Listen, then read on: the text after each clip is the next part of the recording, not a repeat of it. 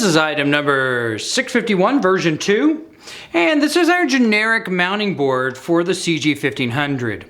Now, you can optionally purchase the CG-1500 clamps, cables, pigtails, you name it. We sell everything that you could normally mount or use to mount a controller or other system.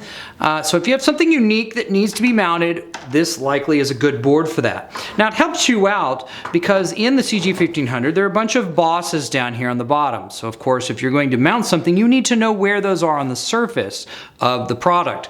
And so what this does is this allows you to know where those are. So what we have here is a mounting board, and you can see that it's already got locations for two power supplies. I should say 2 locations for a power supply. So you have a power supply location here with all your power coming off on this side, or a power supply location here if something maybe you have is going more vertical. All right, now on the board also are all the marks showing you where you can put screws through the board to mount them to the CG-1500. Now it does include all of your screws necessary to do that.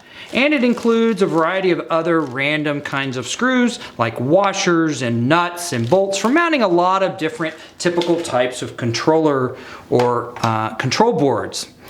All right, and when you mount that, just simply put your power supply on, put your screws on the reverse side, which are included, and then mount your controller. So if you were going to be mounting this controller, for example, you might put it onto the board, lay it out, figure out where you're going to put all your cables, then go in, put a mark using a marker in each one of the hole locations, drill those out, make sure that they don't hit around any of these black holes, because again, that's on the bottom. And then you would mount your board and your power supply to this board, then mount this board to the base enclosure. Now, if you do need to on a CG-1500, you can use a drill and just drill these flat to the surface. There are not holes all the way through this, so you can lay these down if you get one where it's just not perfect. So this should help you figure out exactly where you've got a conflict.